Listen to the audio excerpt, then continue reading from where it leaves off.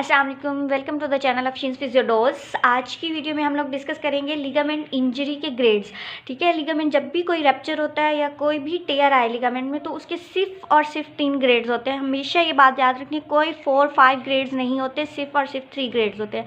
अब इनको डिफ्रेंशिएट कैसे करते हैं या फिर हमारे पास क्या इसके क्या पॉइंट्स होते हैं जो कि इंपॉर्टेंट है लिगामेंट इंजरी में, ये ना बायोमैकेनिक्स के लिए। और थर्ड ईयर में थेराप्यूटिक की बुक है, उसमें छोटा सा बॉक्स बना हुआ है लेकिन बहुत इंपॉर्टेंट है, वाइवाज में पूछ लिया जाता है और समटाइम थ्योरी में भी आ जाता है पेपर में, तो इसलिए ये ग्रेड्स बहुत ज़्यादा इंपॉर्टेंट है।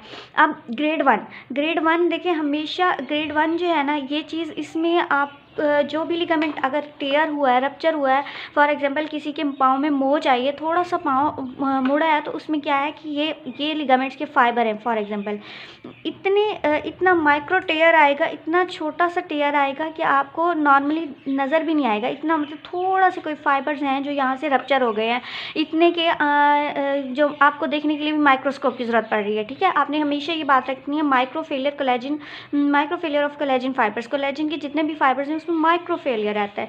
ग्रेड 2 में देखिए पार्शियल लिगामेंट रप्चर। अब पार्शियल का मतलब है यहाँ से जितने भी ये हाफ फाइबर्स हैं ना, ये टेयर हो जाएंगे। ठीक है, पार्शियल फाइबर्स जो हैं वो टेयर हो जाते हैं, बहुत ज़्यादा फाइबर। और यहाँ पे जो ग्रेड 3 है ना, ग्रेड 3 में आपका पूरा का पूरा जो लिगामेंट है ना वो कम्प्लीटली रप्चर हो जाता है। जो फाइबर्स होते हैं ना वो 2 हाफ्स में हो जाते हैं। कुछ केसेस ऐसे होते हैं जिसमें कुछ फाइबर्स जो हैं ये इंटैक्ट रह जाते हैं, लेकिन मोस्ट ऑफ द फाइबर्स जो हैं वो रप्चर हो जाते हैं। ये चीज़ जो है ये आपकी ग्रेड लिगामेंट की 3 है। अब ये बेसिक आपने फाइबर की बेस पे पहला डिफरेंस लाजमी शो करना है, चाहे आपसे वाइवास में पूछा जाए चाहे आप में के पेपर में आ जाए, तो ये पॉइंट लाजमी लिखना है कि कितने फाइबर्स जो हैं टेयर हो रहे हैं किस ग्रेड में।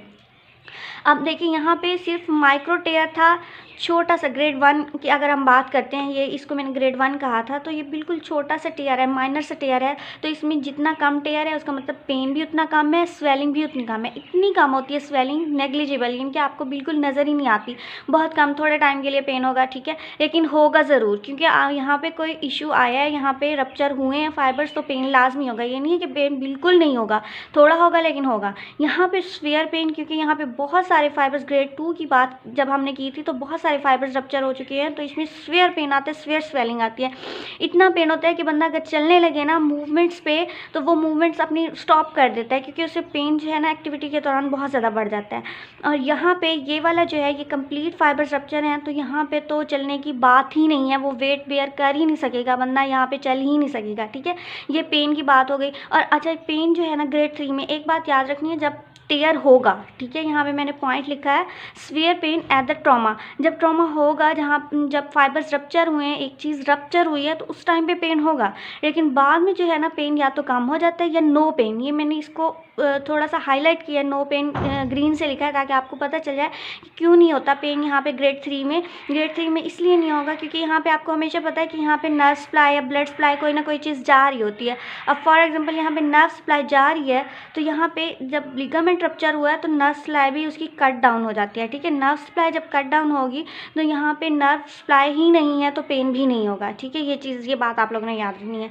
फिर हम जॉइंट इंस्टेबिलिटी देखते हैं यहाँ पे, क्योंकि माइनर टेयर है, थोड़े से फाइबर्स टेयर हुए हैं, सो ग्रेड 1 में जो है ना जॉइंट स्टेबल होगा बिल्कुल। यहाँ पे जैसे थोड़े से फाइबर्स रप्चर हुए हैं तो जॉइंट स्टेबल होगा, जॉइंट को कोई इशू नहीं है, बंदा वेट बेयर कर सकता है उस पर। ठीक है, तो यहाँ पे जो है यहाँ पे ज़्यादा फाइबर्स हुए हैं ग्रेड 2 में, तो इसमें सम जॉइंट इंस्टेबिलिटी, कुछ हद तक जॉइंट इंस्टेबल होगा, यानी कि उसको स्टेबिलिटी जो है मेंटेन नहीं रहेगी। लेकिन जो ग्रेड 3 वाला है ना, यहाँ पे टोटली जॉइंट जो है इंस्टेबल हो जाएगा, कंप्लीट अनस्टेबल जॉइंट है। ठीक है, कोई स्टेबिलिटी मेंटेन नहीं हुई यहाँ पे ग्रेड 3 में।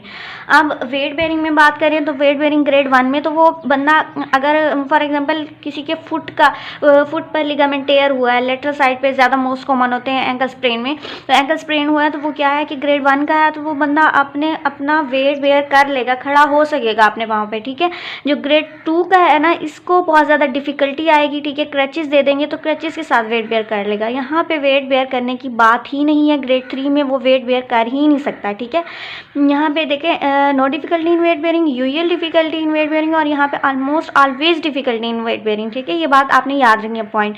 क्रचेस की बात करें तो ग्रेड 1 में समटाइम हम दे देते हैं, समटाइम नहीं देते, डिपेंड करते हैं कि पेशेंट को कितना पेन हो रहा है, तो उसी के लिहाज से हम क्रचेस दे देते हैं। यहाँ पे मस्ट है, ग्रेड 2 में स्फीयर लिगामेंट इंजरी हुई है तो यहाँ पे क्रचेस तो लाजमी है। ठीक है, और यहाँ पे तो क्रचेस की देने की बात ही नहीं होती कि पेशेंट का पूरा कंप्लीट लिगामेंट टेयर हो गया है तो उसको वेट डालना ही क्यों है, हम तो कंप्लीट रेस्ट पे उसे ले जाते हैं। ठीक है, अब यहाँ पे अगर ट्रीटमेंट की बात करें, नेक्स्ट पेन आता है ट्रीटमेंट। इस बंदे को rest, icing, compression, elevation, rice protocol दें, ये बंदा ठीक हो जाएगा क्योंकि माइनर से टीआर है। इसमें ना लिगामेंट इंजरी ग्रेड 2 में आप ट्रीटमेंट में राइस प्रोटोकॉल भी रखते हो उसको, और रिहैबिलिटेशन, कंप्लीट रिहैबिलिटेशन करते हो उसकी तीनों फेजेस में जाके।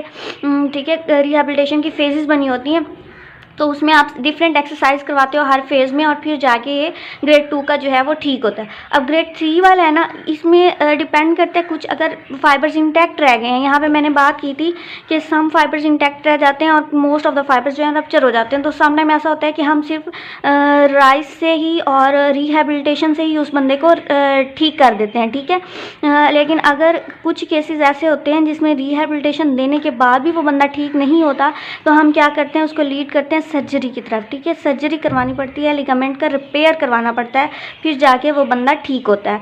सो यहाँ पे मैंने ये पॉइंट्स लिखे थे, ये हमारे पास लिगामेंट इंजरी के जो हैं ग्रेड्स हैं, ये आपको नहीं भूलने चाहिए। Thank you so much.